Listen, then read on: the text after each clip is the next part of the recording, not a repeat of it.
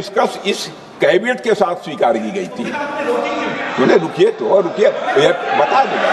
मंत्री राजनाथ सिंह ने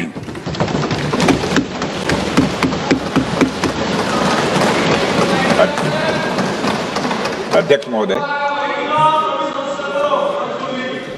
महोदय, सबसे पहले तो मैं आपके माध्यम से सदन के सभी दलों के, मैंने जितने भी हमारे सम्मानित सदस्य हैं उनके प्रति आभार व्यक्त करना चाहता हूं कि ऑपरेशन सिंदूर की जो शानदार कामयाबी हासिल हुई है उस पर चर्चा करने के लिए आज सदन पूरी तरह से तैयार है।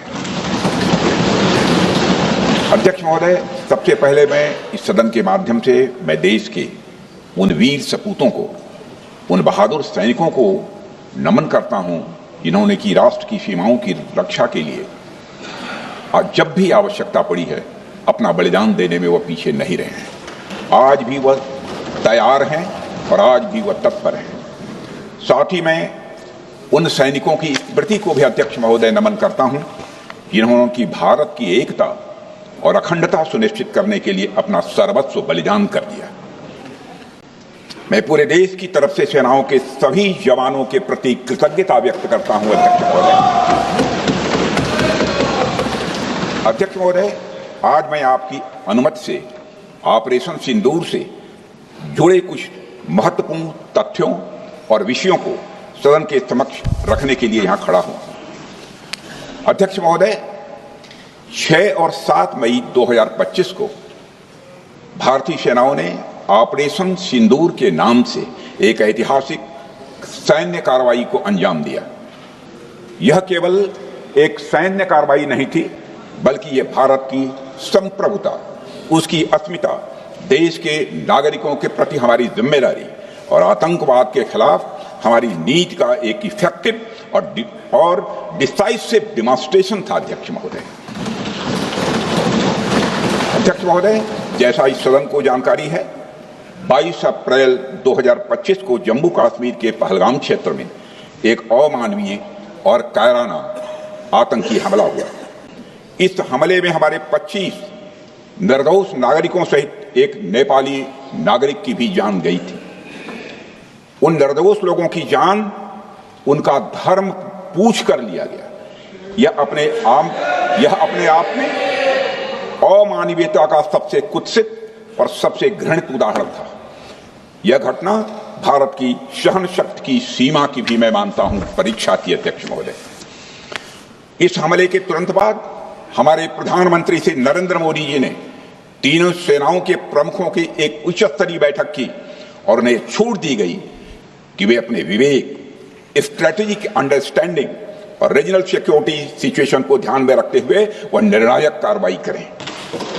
इसके बाद हमारे सैन्य नेतृत्व ने न केवल अपनी मैच्योरिटी दिखाई, बल्कि उस स्ट्रेटेजिक विजडम का भी परिचय दिया जिसकी उम्मीद भारत जैसी एक रिस्पॉन्सिबल पावर से की जाती है। अध्यक्ष महोदय, ऑपरेशन सिंदूर को अंजाम देने से पहले हमारी सेनाओं ने हर पहलू का बहुत ही गहराई के साथ अध्ययन किया। हमारे पास कई विकल्प थे, लेकिन हमने उस विकल्प को चुना जिसमें आतंकवादियों और उनके ठिकानों को अधिकतम नुकसान पहुंचे और जिसमें पाकिस्तान के आम नागरिक को कोई क्षति न होने पाए, इस बात की भी हम लोगों ने चिंता की। अध्यक्ष महोदय, हमारी सेनाओं द्वारा की गई वेल कोऑर्डिनेटेड स्ट्राइक्स ने 9 टेररिस्ट इंफ्रास्ट्रक्चर टारगेट्स को प्रिसीजन के साथ, सटीकता के साथ हिट किया और इस सैन्य कार्रवाई में एक अनुमान के अनुसार 100 से अधिक आतंकवादी, मैं बहुत संभल कर बोल रहा हूं अध्यक्ष महोदय, हमारी फिगर गलत ना होने पाए, फिगर इससे बहुत अधिक है। 100 से अधिक आतंकवादी, उनके ट्रेनर, उनके प्रशिक्षक, उनके हैंडलर, लश्कर-ए तोयबा और हिजबुल मुजाहिदीन जैसे आतंकवादी संगठनों से संबंधित थे। ये वही आतंकी संगठन हैं जिन्होंने पाकिस्तान की सेना और ISI का जिन्हें खुला समर्थन प्राप्त है। अध्यक्ष महोदय, 7 मई 2025 को रात्रि 1:05 भारतीय सशस्त्र बलों ने ऑपरेशन सिंदूर प्रारंभ किया। जिसमें पाकिस्तान और पाक ऑक्युपाइड कश्मीर में भारत के खिलाफ आतंकी गतिविधियों से जुड़े 9 स्थानों को निशाना बनाया गया। इसमें पीओके के मुजफ्फराबाद में सवाई नाला और सैयदना बिलाल कैंप, कोटली में मस्जिद अब्बास व मसबर रहील शाहिद कैंप, कोटली में गुलपुर कैंप, भिम्बर में बरनाला कैंप, कोटली में अब्बास कैंप और पाकिस्तान के पंजाब प्रांत में बहावलपुर, मुहिदके और सरजाल और मेहमुना जोया शामिल थे। इनमें से 7 आतंकी शिविरों को भारतीय सेना ने पूरी तरह से नष्ट कर दिया था, जबकि भारतीय वायुसेना ने मुरीदके और बहावलपुर को नेस्त नाबूद किया, जो लश्कर-ए-तोयबा और जैश-ए मोहम्मद के केंद्र हैं। पूरा ऑपरेशन मात्र, अध्यक्ष महोदय, जानकर पूरे सदन को प्रसन्नता होगी कि विद इन 22 मिनट्स पूरा ऑपरेशन समाप्त हो गया और हमने आतंकवादियों को उनके घर में घुसकर मारा। सशस्त्र बलों ने हमारी माताओं और बहनों के सिंदूर का बदला लिया और प्रत्येक भारतीय इस भावना से ओत-प्रोत हो गया। अध्यक्ष महोदय, मैं चाहूंगा कि पूरा सदन एक बार हमारे सेना के बहादुर जवानों के शौर्य और पराक्रम का अभिनंदन करे। अध्यक्ष महोदय, यह सिंदूर की लाली शौर्य की कहानी है। यह सिंदूर की लाली शौर्य की कहानी है, भारत के मस्तक पर वीरता की निशानी है। अध्यक्ष महोदय, सेनाओं ने अंधेरी रात होने के बावजूद हमले की सफलता के स्पष्ट एविडेंस भी जुटाए हैं, साक्ष्य है हमारे पास। अध्यक्ष महोदय, हमले के कुछ ही घंटों के भीतर एक प्रेस रिलीज और मीडिया ब्रीफिंग के माध्यम से इन्हें जनता की जानकारी के लिए जारी कर दिया गया था। मुझे यह पुष्टि करते हुए गौरव की अनुभूति हो रही है कि सशस्त्र बल अपने सभी मिशन ऑब्जेक्टिव्स को पूरा करने में पूरी तरह से सक्षम रहे और साथ ही कामयाब रहे। अध्यक्ष महोदय, 7 मई 2025 को हमले माने 1:35 के तुरंत बाद भारतीय डीजीएमओ ने हॉटलाइन संदेश के माध्यम से पाकिस्तान के डीजीएमओ यानी डायरेक्टर जनरल मिलिट्री ऑपरेशन से संपर्क किया और टेरर इंफ्रास्ट्रक्चर के खिलाफ हमारे हमले के रेशनल और मेथोडोलॉजी के बारे में पूरी जानकारी दी और यह तथ्य भी बताया ये हमले एस्केलेटरी नेचर वाले नहीं थे, माने इसको हम आगे नहीं बढ़ाना चाहते। जिन मुहि मारा तिन मुहि मारे। अध्यक्ष महोदय, जिस प्रकार प्रभु हनुमान ने लंका में अपनी रणनीति बनाई थी, उसी प्रकार हमने भी उन्हीं को निशाना बनाया जिन्होंने हमें नुकसान पहुंचाया था। हालांकि पाकिस्तान ने इस रेशनल को समझने से इनकार कर दिया और अगले कुछ दिनों तक सिविलियन और सैन्य ठिकानों पर गोलीबारी करके बड़े पैमाने पर सीज फायर वायलेशन करके स्थिति को एस्केलेट करने की उसने कोशिश की।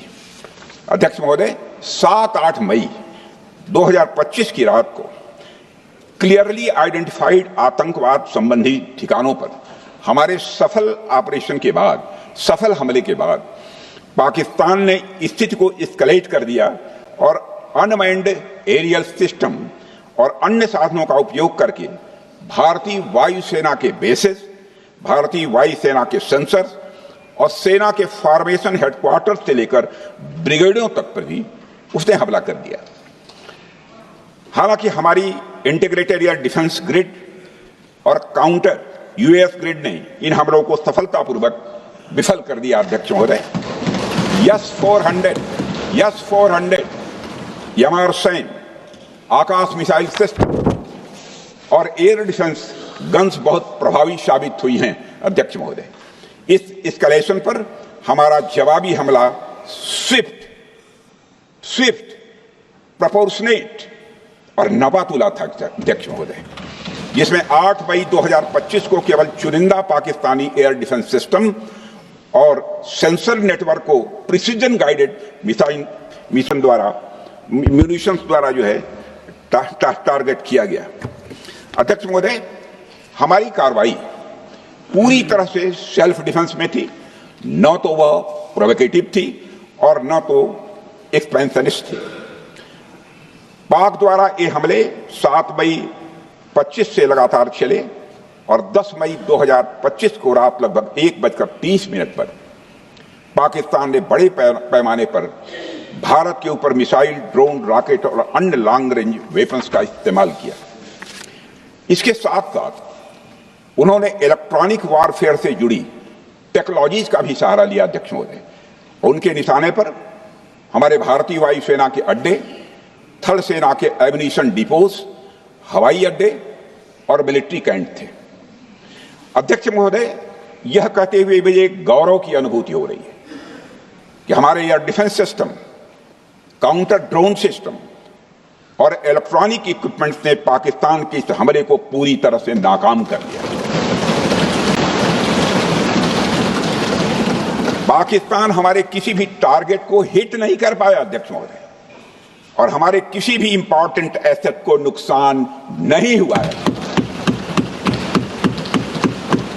हमारी सुरक्षा व्यवस्था अध्यक्ष महोदय चाक चौबंद थी और हर हमले को हम लोग रोका गया। मैं इसके लिए भारतीय सेना के बहादुर सैनिकों की जमकर सराहना करता हूं, जिन्होंने दुश्मन के हर मंसूबे पर पानी फेर दिया।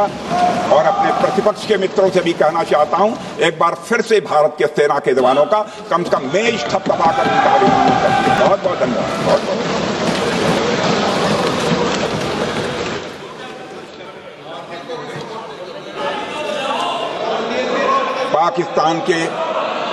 पाकिस्तान के इस हमले के जवाब में हमारी कार्रवाई साहसिक थी, ठोस थी और प्रभावी थी।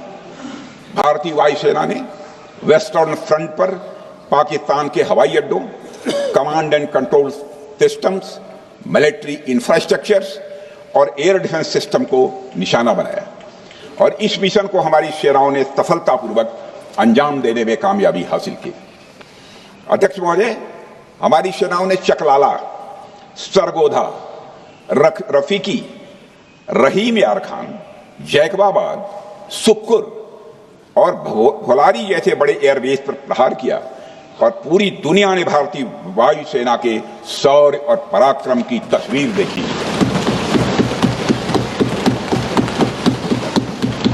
अध्यक्ष महोदय, ऑपरेशन सिंदूर ट्राई सर्विसेज कोऑर्डिनेशन का एक बेमिसाल उदाहरण था। जब भारतीय वायुसेना ने आसमान से हमले किए, हमारी थल सेना ने जमीन पर मोर्चा संभाल लिया।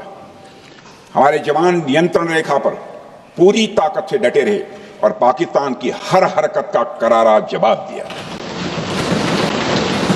अध्यक्ष महोदय, भारतीय नौसेना ने भी, लोग पूछते हैं भारतीय नौसेना का क्या रोल था, भारतीय नौसेना ने भी उत्तरी अरब सागर में अपनी तैनाती मजबूत कर दी।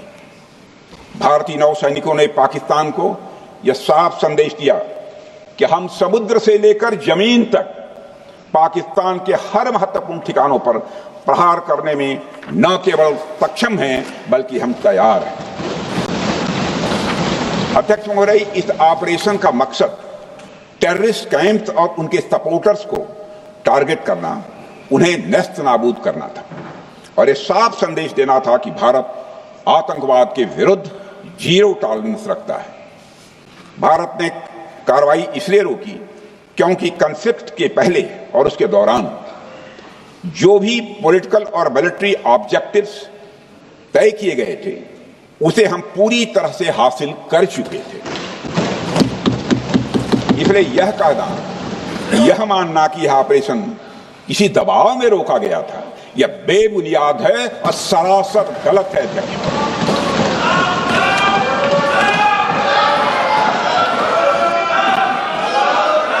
मैं सदन को फिर से आश्वस्त करना चाहता हूं, आपने राजनैतिक जीवन में अध्यक्ष महोदय, मैं आपके माध्यम से सदन को आश्वस्त करना चाहता हूं, अपने राजनीतिक जीवन में जानबूझकर कभी भी असत्य न बोलूं, इसकी भरपूर कोशिश की है मैंने, चाहे सदन हो अथवा सदन के बाहर। अध्यक्ष महोदय, मैं आपके माध्यम से सदन को यह भी अवगत कराना चाहता हूं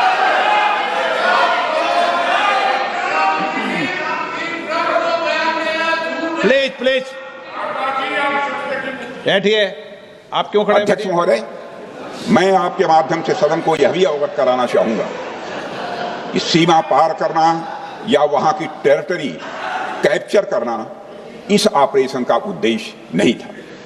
ऑपरेशन सिंदूर प्रारंभ करने का मकसद था अध्यक्ष महोदय उन टेरर नर्सरीज को खत्म कर देना जिन्हें पाकिस्तान ने बरसों से पाला पोसा था।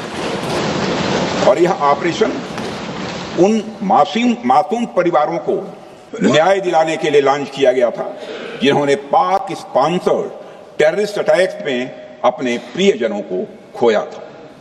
हमारी सेनाओं ने सिर्फ उनको टारगेट किया जो इन आतंकियों को सपोर्ट करते हुए भारत पर हमला करने की कोशिश में लगातार शामिल थे। अध्यक्ष महोदय, ऑपरेशन सिंदूर का ओवरऑल पॉलिटिको मिलिट्री ऑब्जेक्टिव यह था कि आतंकवाद के रूप में प्रॉक्सी वार लड़ रहे पाकिस्तान को सजा दी जाए और इसी वजह से आर्म फोर्सेस को पूरी आजादी दी गई थी कि वे अपने टारगेट खुद चुनें और करारा जवाब दें। और इस ऑपरेशन का उद्देश्य कोई भी युद्ध छेड़ना नहीं था, बल्कि फोर्स के डिमॉन्स्ट्रेटिव यूज से एडवर्सरी को झुकने के लिए मजबूर करना था। 10 मई की सुबह जब भारतीय वायुसेना ने पाकिस्तान की मल्टीपल एयरफील्ड पर करारा प्रहार किया तो पाकिस्तान ने हार मान ली है अध्यक्ष महोदय, और हॉस्टिलिटी रोकने की कोशिश की। अब रोक दीजिए महाराज। उन्होंने एक कोशिश की, हमारे डीएमओ से बात की, महाराज अब रोक दीजिए, बहुत हो गया। यह पेशकश इस कैबिनेट के साथ स्वीकार की गई थी। उन्हें रुकिए तो रुकिए, बता दूंगा, बता दूंगा। अब बैठ तो आपको मौका मिलेगा। यह क्यों रुका इसका पहले ही मैं पूरी तरह से वर्णन कर चुका हूं अध्यक्ष महोदय। मैं नेता प्रतिपक्ष को बहुत सम्मान के साथ कहना चाहता हूं कि कृपया एक बार मेरा पूरा भाषण पूछ लें। आपको प्रश्न पूछने की पूरी आजादी है, आप पूछ सकते हैं, मैं उसका उत्तर दूंगा। अध्यक्ष महोदय, 10 मई की सुबह जब भारतीय वायुसेना ने पाकिस्तान की मल्टीपल एयरफील्ड पर करारा प्रहार किया तो पाकिस्तान ने हार मान ली और हॉस्टिलिटी रोकने की उन्होंने पेशकश की। यह पेशकश इस कैबिनेट के साथ स्वीकार की गई हम लोगों के द्वारा कि यह ऑपरेशन केवल पाज किया गया है, स्थगित किया गया है। यह ऑपरेशन समाप्त नहीं हुआ है अध्यक्ष महोदय। अगर पाकिस्तान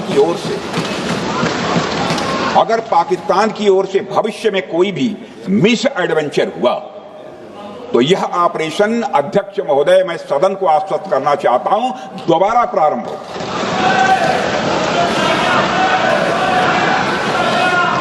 अध्यक्ष महोदय, भारतीय वायुसेना के जबरदस्त हमलों, नियंत्रण रेखा पर थल सेना की मजबूत जवाबी कार्रवाई और नौसेना के हमलों के डर ने पाकिस्तान को झुकने के लिए मजबूर कर दिया अध्यक्ष महोदय।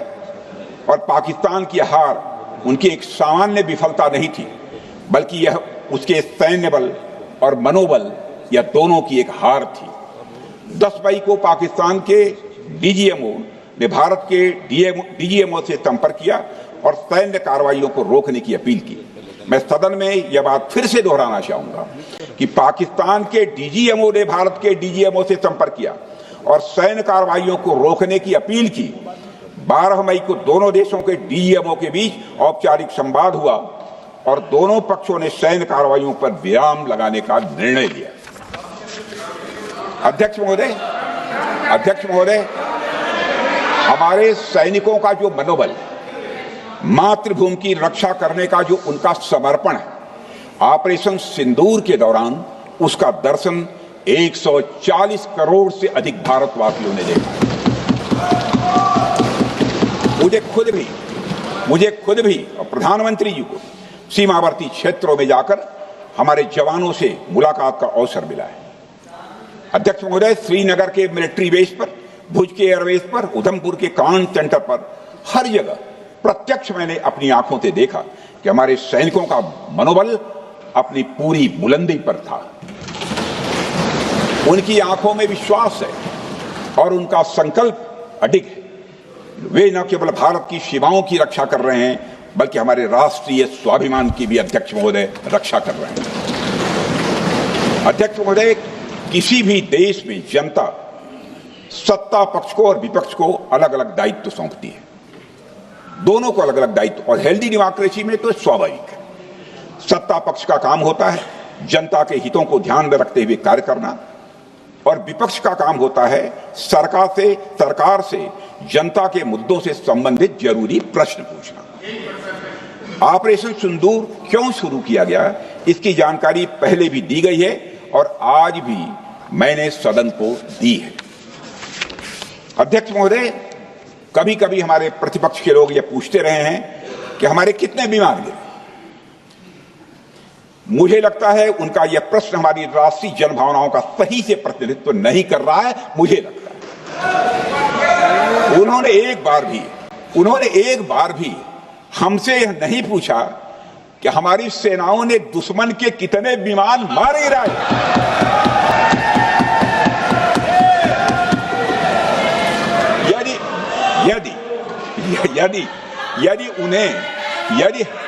यदि उन्हें प्रश्न पूछना ही है अध्यक्ष महोदय, तो उनका प्रश्न यह होना चाहिए, क्या भारत ने आतंकवादी ठिकानों को तबाह किया? तो उसका उत्तर है हाँ।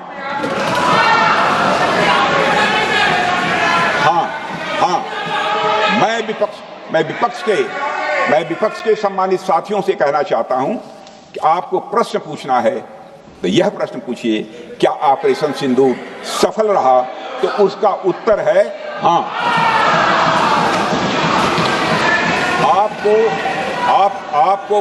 आपको प्रश्न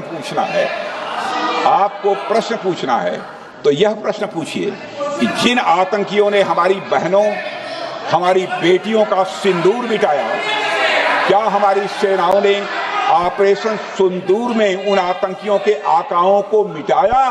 तो इसका उत्तर है हाँ। और आपको प्रश्न पूछना है तो यह पूछिए कि इस ऑपरेशन में क्या हमारे जाबाज सैनिकों को कोई क्षति हुई है? तो उसका उत्तर है नहीं। अध्यक्ष महोदय, लक्ष्य जब बड़े हो तो अपेक्षाकृत छोटे मुद्दों पर हमारा ध्यान नहीं जाना चाहिए। लक्ष्य बड़े हो तो छोटे मुद्दों पर, अपेक्षाकृत जो छोटे मुद्दे होते हैं कंपैरेटिवली, उन पर ध्यान नहीं जाना चाहिए, क्योंकि छोटे मुद्दों पर ही ध्यान देते रहने से देश की सुरक्षा और सैनिकों के सम्मान और उत्साह जैसे बड़े मुद्दों से ध्यान हट सकता है, जैसा कि विपक्ष के हमारे कुछ साथियों के साथ हो रहा है। अब चूंकि विपक्ष के मित्र ऑपरेशन सिंदूर को लेकर उचित प्रश्न नहीं पूछ पा रहे हैं, तो उन्हें मैं क्या बताऊं अध्यक्ष महोदय।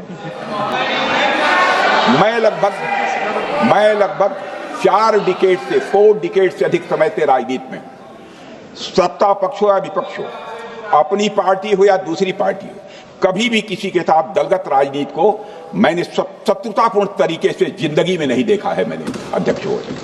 इसलिए आज अगर विपक्ष प्रश्न पूछने में असफल है, मैं विपक्ष को उनके इस काम में थोड़ी सी मदद करना चाहता हूं। अध्यक्ष महोदय, मैं विपक्ष के अपने सम्मानित साथियों से यह कहना चाहता हूं कि यदि आज हम लोग सत्ता पक्ष में हैं, तो ऐसा नहीं है कि हम हमेशा सत्ता पक्ष में ही रहेंगे।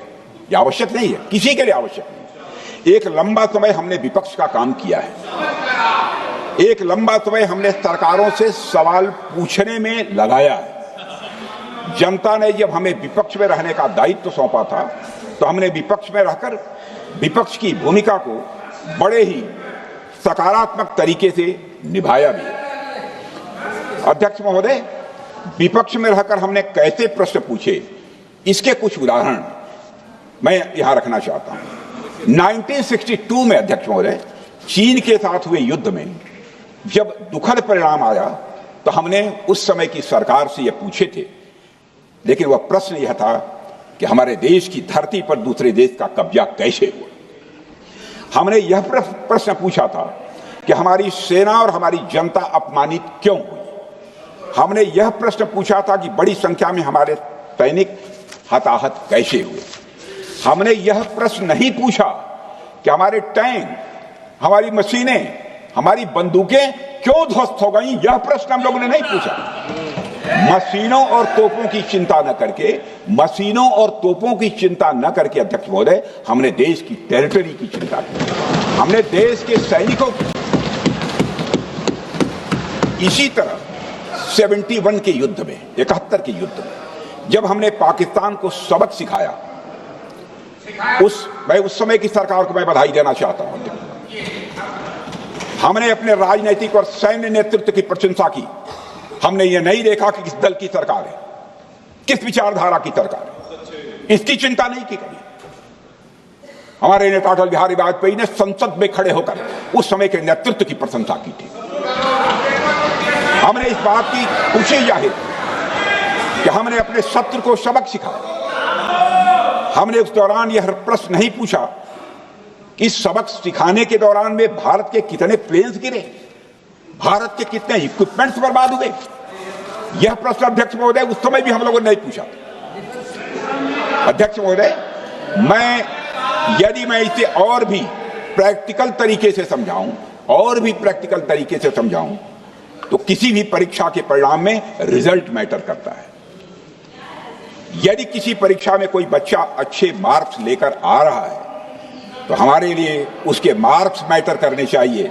हमें इस बात का ध्यान नहीं रखना चाहिए कि एग्जाम के दौरान उसकी पेंसिल टूट गई थी या उसकी पेन खो गई।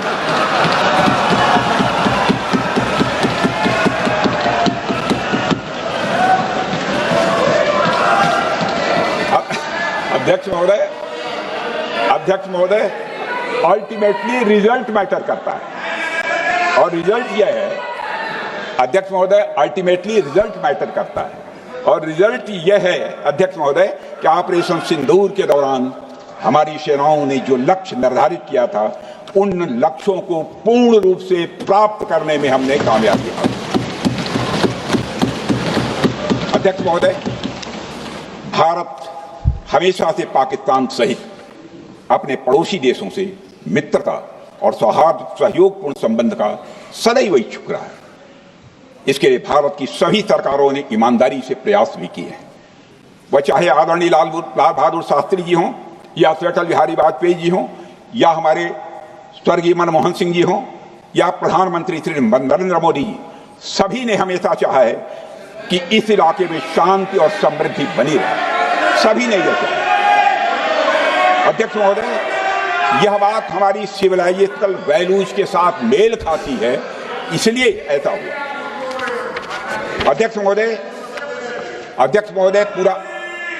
पूरा विश्व जानता है कि पूर्व प्रधानमंत्री से अटल बिहारी वाजपेयी जी ने शांति का संदेश लेकर 1999 में लाहौर बस यात्रा की थी। वह सिर्फ एक यात्रा नहीं थी, वह यात्रा भारत की संस्कृति और शांति की प्रतीक थी। यह हमारे भारत की प्रकृति थी। लाहौर पहुंचकर अटल बिहारी वाजपेयी जी ने मीनारे पाकिस्तान पर विजिटर्स रूप में जो लिखा था, जिसका जिक्र लोग आज भी करते हैं, और उन्होंने लिखा था, उसकी मैं चर्चा करता हूं। उन्होंने लिखा था कि मीनारे पाकिस्तान से मैं पाकिस्तान की जनता को यह विश्वास दिलाना चाहता हूं कि भारत अस्थायी शांति और मित्रता का आकांक्षी है। मैंने पहले भी कहा है और फिर भी कहता हूं, एक स्थिर और समृद्ध पाकिस्तान भारत के हित में है, इसमें कोई संदेह नहीं होना चाहिए। अध्यक्ष महोदय, यह हमारी सोच थी, यह हमारी शांति की पहल थी। यह पहल हमारी हजारों साल पुरानी सांस्कृतिक चेतना, हमारी नैतिक शक्ति और हमारी सभ्यता के उन मूल्यों से निकली थी जो शांति को शक्ति मानती है। अध्यक्ष महोदय, लेकिन हमारे शांति के प्रयास को हमारी नाइविटी, उदारता या सरलता समझ लिया गया।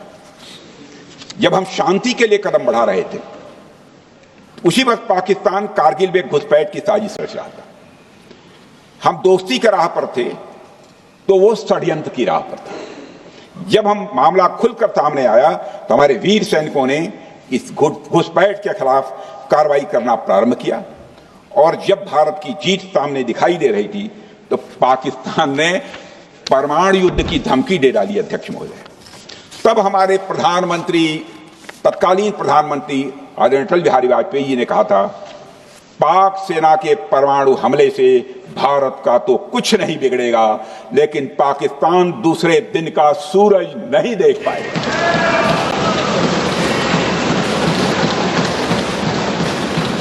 यानी अटल जी जो शांति का पैगाम लेकर गए, वही अटल जी शक्ति का भी परिचय देने में तनिक भी नहीं हिचके। यही है भारत।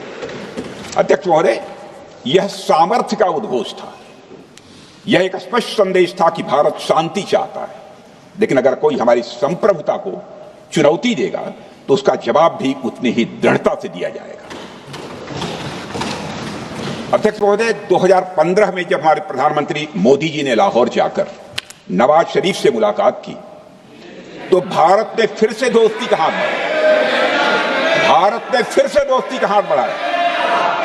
अध्यक्ष महोदय, हम वाकई में शांति की राह पर चलना चाहते थे, क्योंकि हमारी मूल प्रकृति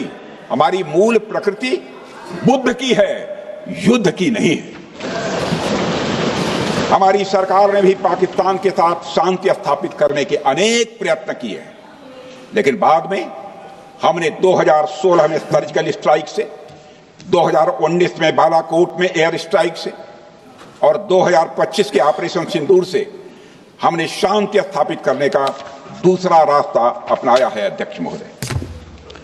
अध्यक्ष महोदय, अब हमारे प्रधानमंत्री श्री नरेंद्र मोदी जी और हमारी सरकार का स्टैंड बिल्कुल क्लियर है कि टेररिज्म और टॉक्स ये दोनों साथ नहीं चलते, क्योंकि सभ्य मुल्कों के बीच बातचीत होती है। अध्यक्ष महोदय, लोकतांत्रिक देशों में बातचीत होती है, पर एक ऐसा देश जिसके वजूद में लोकतंत्र का एक कतरा भी न हो और सिर्फ रिलीजियस फैनेटिसिज्म, टेररिज्म और हेट्रेड अगेंस्ट इंडिया हो, उसके साथ संवाद किसी भी सूरत में नहीं किया जा सकता। क्योंकि टेररिज्म की भाषा जो अध्यक्ष महोदय होती है, वह खून, डर और नफरत है, संवाद नहीं। गोलियों की आवाज में संवाद की आवाज दब जाती है। जहां खून बहता है वहां बातचीत की गुंजाइश अध्यक्ष महोदय नहीं बचती। अध्यक्ष महोदय, पाकिस्तान की वर्तमान स्थिति अब जग जाहिर है। जिस देश ने आतंक को अपनी विदेश नीति का औजार बना लिया, वह अंततः अपने ही जाल में फंस जाता है। पाकिस्तान की नीति और चरित्र को लेकर कोई भ्रम नहीं रहना चाहिए। यह एक ऐसा देश है जो वैश्विक आतंकवाद की नर्सरी है और उन्होंने इसको अपनी स्टेट पॉलिसी का भी एक आधार बनाया हुआ है। अध्यक्ष महोदय, ऑपरेशन सिंदूर के दौरान पूरी दुनिया ने देखा है कि पाकिस्तान में सरकार आतंकवादियों के लिए स्टेट फ्यूनरल का इंतजाम कर रही है और सैन्य अधिकारी भी आतंकवादियों के जनाजे में भाग लेते हैं। यह वही देश है जो सीमा पर सैनिकों से लड़ने का साहस नहीं जुटा पाता, इसलिए निर्दोष नागरिकों, बच्चों और तीर्थ यात्रियों को आतंकवाद का निशाना बनाता है। पाकिस्तान की सेना और आईएसआई आतंकवाद को एक प्रॉक्सी वार के रूप में अध्यक्ष महोदय इस्तेमाल करती हैं और उसके सहारे वे भारत को डिस्टेबलाइज करने का सपना देखती है।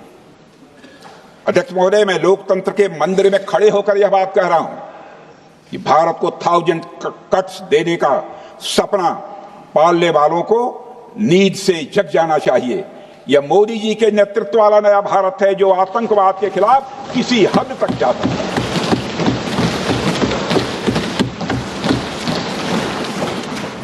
अध्यक्ष महोदय, आप भारत का इतिहास जानते हैं। देखिए, हमने कभी भी किसी की 1 इंच जमीन पर आज तक कभी कब्जा नहीं किया है। हम यह भी जानते हैं कि युद्ध अपनी बराबरी वालों से करना चाहिए। ऐसा गोस्वामी तुलसीदास जी ने लिखा है और गोस्वामी तुलसीदास जी कहते हैं कि नीति ऐसी ही होनी चाहिए, प्रीति और बैर बराबरी वाले से ही करनी चाहिए। शेर यदि मेढकों को मारे तो उसका बहुत अच्छा संदेश नहीं आता है अध्यक्ष महोदय। और अध्यक्ष महोदय, हमारे देश की सेना शेर है।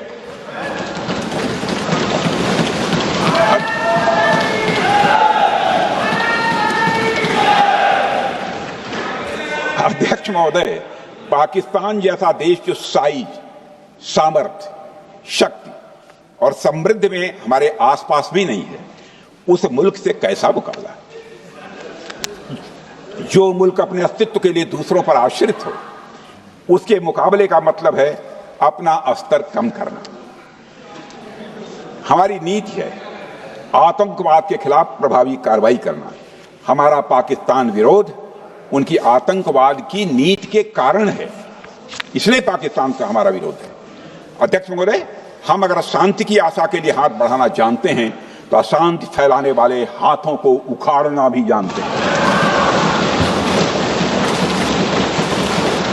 अध्यक्ष महोदय, अगर शांति के प्रयास करना हम जानते हैं तो दुष्टों को जो भाषा समझ में आए उसी भाषा में समझाना भी जानते हैं। सठे साक्ष्यम समाचरे, अर्थात दुष्ट के साथ दुष्टता का ही व्यवहार करना पड़ता है कभी कभी।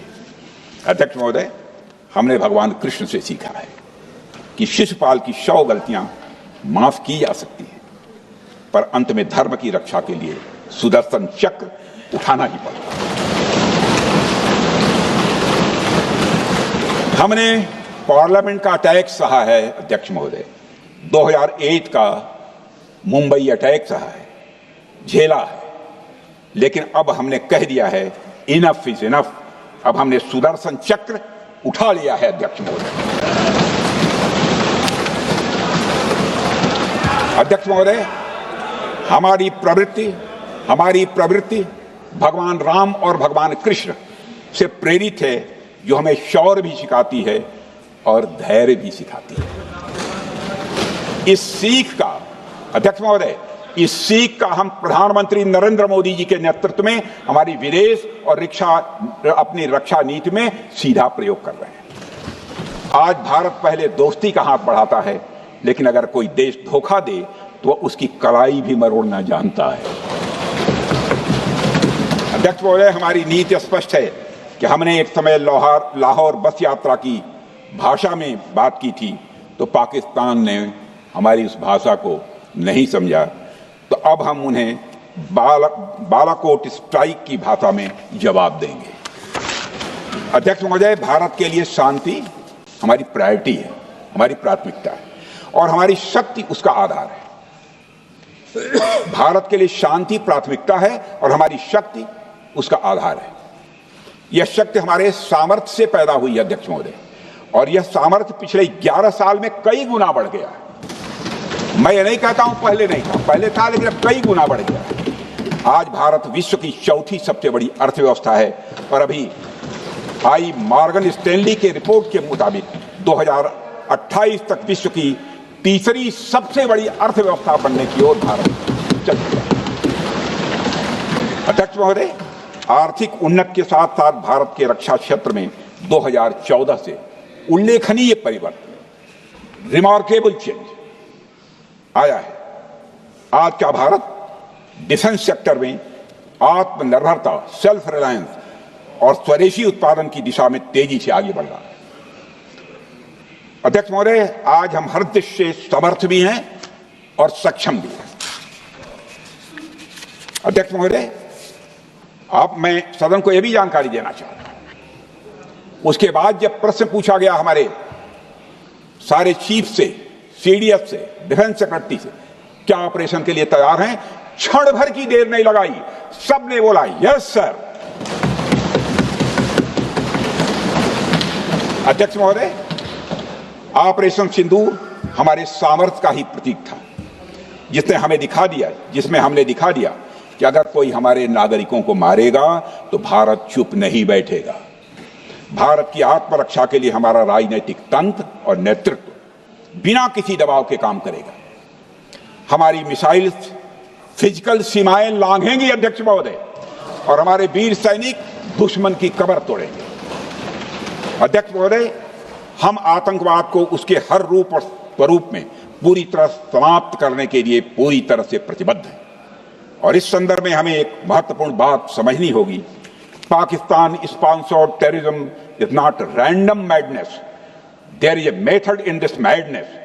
यह एक सुनियोजित रणनीति है, यह एक फंडामेंटल रेज है। अध्यक्ष महोदय, प्रसिद्ध लेखक वीएस नायपाल ने सही कहा था, पाकिस्तान में होना एक ऐसी अल्टरनेट और कंट्रास्टिंग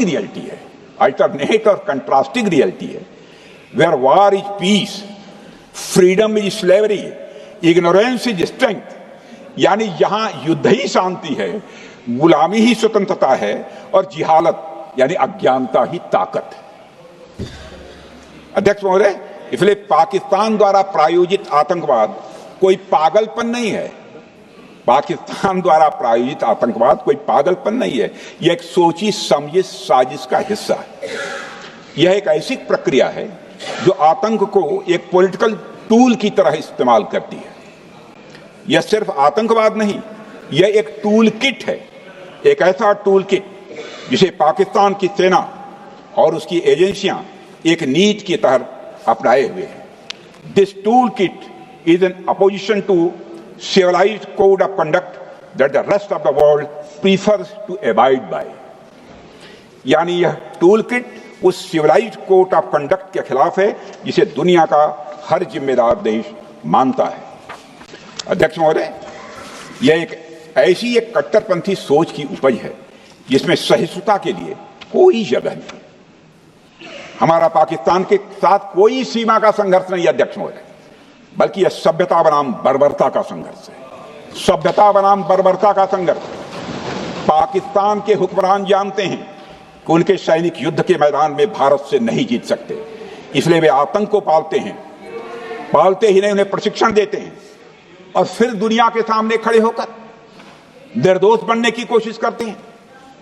अध्यक्ष महोदय, पाकिस्तान दोहरे मापदंड और झूठ की बुनियाद पर खड़ा हुआ एक ऐसा देश है जो अब फेल्ड स्टेट के तौर पर देखा जा रहा है।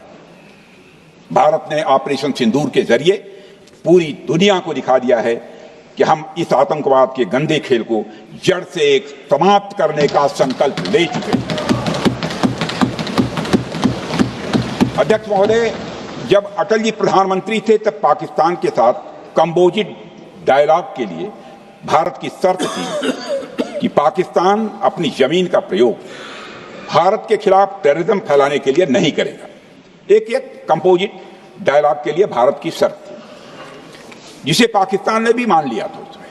लेकिन दुर्भाग्य से 2009 में शर्म एल शेख में तत्कालीन सरकार ने एक बड़ी भूल की, जब कंपोजिट डायलॉग प्रोसेस से पाकिस्तान प्रायोजित आतंकवाद को डीलिंक कर दिया गया। यानी बातचीत जारी रखने के लिए पाकिस्तान द्वारा अपनी जमीन को आतंकवाद के लिए प्रयोग न करने की शर्त को ही डाइल्यूट कर दिया गया। मैं मानता हूं यह भारत की स्ट्रेटेजिक पोजीशनिंग को कमजोर करने वाला एक कदम था। अध्यक्ष महोदय, ऐसी ही एक और गंभीर चूक तत्कालीन सरकार ने 2006 में हवाना में भी हुई थी, जब पाकिस्तान को आतंकवाद का विक्टिम माना गया और एक ज्वाइंट एंटी टेरर मैकेनिज्म बनाने पर सहमति भी हुई थी। 2006 की बात कर रहा हूं। अध्यक्ष महोदय, यह सोचने वाली बात है कि जो देश आतंक को पैदा करता है, उसे पालता है, उस देश को ही आतंक से पीड़ित मान लेना कितना बड़ा स्ट्रेटेजिक ब्लंडर है। अध्यक्ष महोदय, आतंकवाद के खिलाफ हमारी लड़ाई अब केवल सीमा पर नहीं है, बल्कि वैचारिक मोर्चों पर भी लड़ी जा रही है। इसी उद्देश्य से प्रधानमंत्री जी कई हाई लेवल डेलीगेशंस का गठन भी उन्होंने किया था, जिसमें हमारे लगभग अधिकांश दलों के सम्मानित सदस्य उसमें शामिल थे। उसमें विभिन्न राजनीतिक दलों के रिप्रेजेंटेटिव शामिल थे और सचमुच इस समिति ने वैश्विक मंचों पर जाकर भारत की बात बहुत ही प्रभावी तरीके से रखी और आतंकवाद के विरुद्ध वैश्विक समर्थन को उन्होंने मजबूत किया। अध्यक्ष महोदय, मैं उन सभी डेलीगेशन के सम्मानित सदस्यों के प्रति शीश झुकाकर आभार व्यक्त करना चाहता हूं, जिन्होंने भारत का आतंकवाद के खिलाफ स्टैंड तथा जीरो टॉलरेंस की पॉलिसी और ऑपरेशन सिंदूर के बारे में दुनिया के देशों को सही तरीके से अवगत कराया, प्रभावी तरीके से अवगत कराया। अध्यक्ष महोदय, ऑपरेशन सिंदूर को लेकर सर्वदलीय बैठक भी हुई। I am very happy to tell the house I am very happy to tell the House that during Operation Sindoor, all the political parties of the country kept aside all ideologies and differences and showed solidarity with the nation, with the soldiers and with the government. फिर इसके लिए आभार व्यक्त करता हूं। मुझे लगता है यही इस देश के लोकतंत्र की खूबसूरती है। अध्यक्ष महोदय, जैसा कि हमारे माननीय प्रधानमंत्री मोदी जी ने भी कहा है कि ऑपरेशन सिंदूर अभी रुका है, समाप्त नहीं हुआ है। यदि आवश्यकता पड़ी, यदि पाकिस्तान फिर किसी नापाक हरकत की कोशिश करता है तो हम और भी कठोर और निर्णायक कार्रवाई करने के लिए तैयार हैं। अध्यक्ष महोदय, ऑपरेशन सिंदूर के माध्यम से पाकिस्तान के मन में भारत को लेकर जो बहुत बड़ी गलतफहमी थी वह हमने दूर कर दी है। और मेरी दूर थोड़ी बहुत बची यदि भई होगी तो उसको भी दूर कर देंगे। अध्यक्ष महोदय, मुझे महाकवि राष्ट्रकवि रामधारी सिंह जी दिनकर की कुछ पंक्तियां याद आती हैं। अध्यक्ष महोदय, क्षमाशील हो रिपु समक्ष, तुम हुए विनत जितना ही, दुष्ट कौरवों ने तुमको कायर समझा उतना ही। अध्यक्ष महोदय, भारत ने न केवल अपनी सैन्य क्षमता का प्रदर्शन किया, बल्कि अपनी राष्ट्रीय दृढ़ता, नैतिकता और राजनीतिक कुशलता का भी परिचय दिया है। भारत अब किसी भी आतंकी हमले का निर्णायक और स्पष्ट उत्तर देगा। अध्यक्ष महोदय, हमने एक नई लक्ष्मण रेखा खींच ली है। अब आतंकवाद को आश्रय और समर्थन देने वालों को कोई शरण नहीं मिलेगी। और अध्यक्ष महोदय, भारत किसी भी तरह के न्यूक्लियर ब्लैकमेलिंग या दबावों के आगे अब झुकने वाला नहीं है।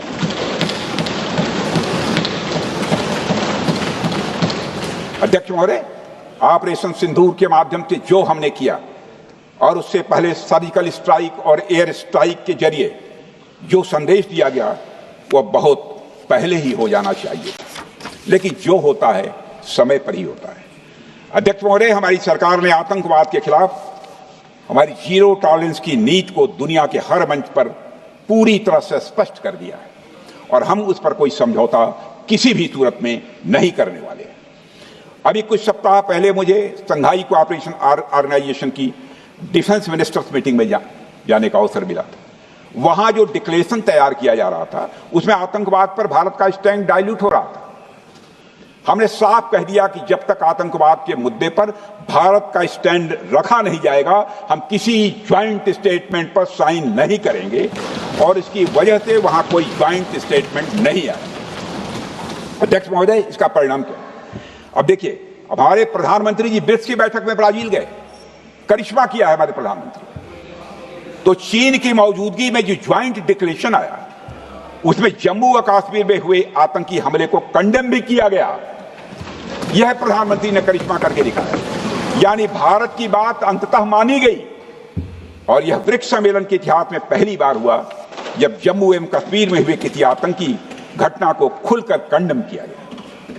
मैं इस सदन को याद दिलाना चाहता हूं, 2008 में मुंबई में इतनी बड़ी आतंकी घटना हुई, मगर उस समय की सरकार को जो प्रभावी कार्रवाई करनी चाहिए थी वो नहीं हो पाई।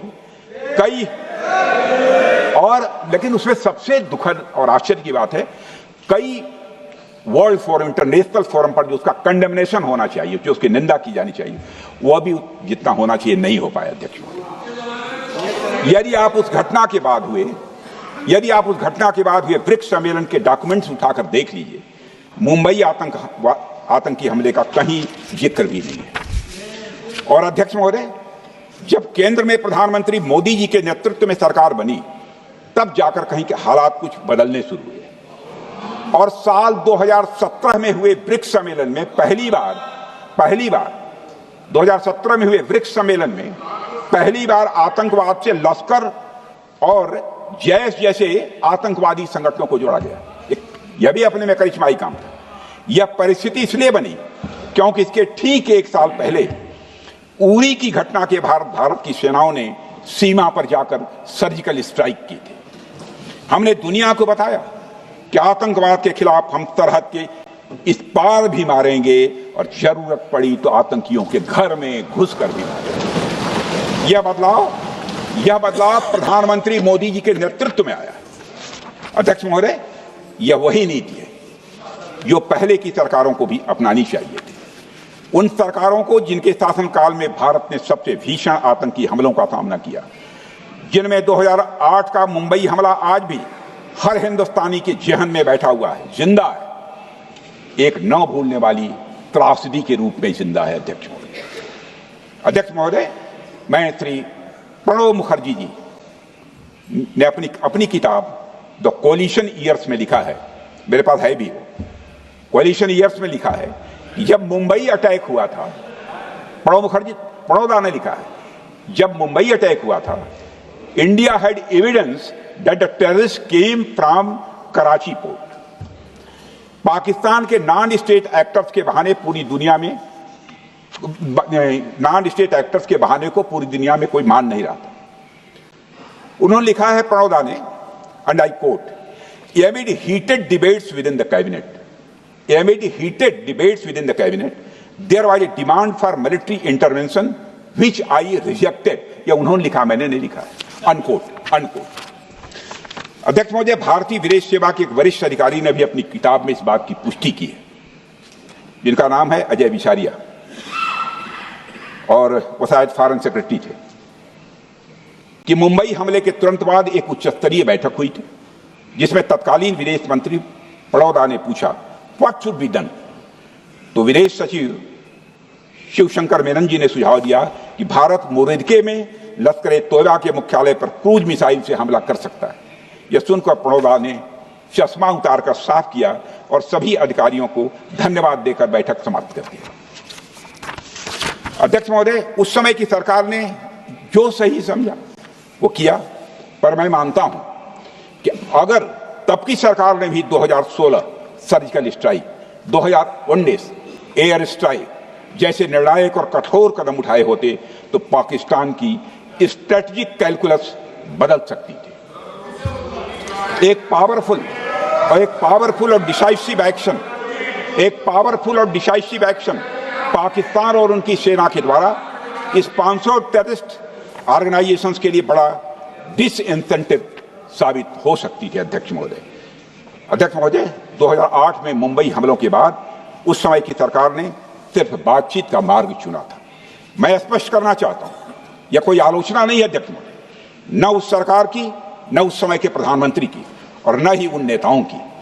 उस समय की लीडरशिप को जो सही लगा उन्होंने वह निर्णय लिया। अध्यक्ष महोदय, बस मैं इतना ही कहना चाहता हूं कि आज का भारत अलग सोचता है और अलग तरीके से काम करता है। हमारा मानना है यह आपका प्रतिद्वंदी आतंक को रणनीति बना चुका हो और बातचीत की भाषा नहीं समझता हो तो standing firm and being decisive के अलावा कोई विकल्प नहीं बचता है। अध्यक्ष महोदय, आज हमारे प्रधानमंत्री मोदी जी के नेतृत्व में भारत वह देश नहीं रहा जो पहले था। Two-day doziers have been replaced by decisive action. Two-day doziers have been replaced by decisive action. आज भारत सहता नहीं है, भारत जवाब देता है। अध्यक्ष महोदय, आज भारत आतंक की जड़ तक जाता है और उसे उखाड़ फेंकने का सामर्थ्य रखता है। अध्यक्ष महोदय, मैं इस सदन को और देश की जनता को यह विश्वास दिलाना चाहता हूं कि हमारी सरकार, हमारी सेनाएं और हमारी लोकतांत्रिक संस्थाएं सब मिलकर, हम और ये सारे लोग सभी मिलकर देश की एकता, अखंडता और सुरक्षा के लिए जो भी कदम उठाना आवश्यक होगा वह कदम उठाएंगे और उसके प्रति हम पूरी तरह से कमिटेड हैं। अध्यक्ष महोदय, अंत में मैं केवल इतना ही कहना चाहता हूं, यह समय एकजुट होकर अपनी सुरक्षा, संप्रभुता और आत्मसम्मान की रक्षा के संकल्प को और अधिक मजबूत करने का है। हमें यह याद रखना होगा कि हमारी सामाजिक और राजनीतिक एकता ही यह हमारी सबसे बड़ी ताकत है। अध्यक्ष महोदय, आतंकवाद को समर्थन देने वालों को यह स्पष्ट संदेश चला गया है कि भारत अपनी मातृभूमि की रक्षा के लिए पूरी तरह से संकल्पबद्ध है। आइए हम सभी दलगत भाव से ऊपर उठकर संगच्छध्वम संगवरध्वम के मंत्र से प्रेरणा लेकर एक साथ खड़े हो जाएं और हम इस राष्ट्रीय संकल्प को मजबूत करें। यही हम सबका राष्ट्रीय दायित्व है। और इन्हीं शब्दों के साथ अध्यक्ष महोदय, आपने मुझे विचार रखने का अवसर दिया, आपके प्रति आभार व्यक्त करते हुए और अपने सभी सम्मानित सदस्यों के प्रति धन्यवाद की व्यक्त करते हुए अपना निवेदन समाप्त करता हूं। सबने शांतिपूर्वक बात की। श्री गौरव गोगोई।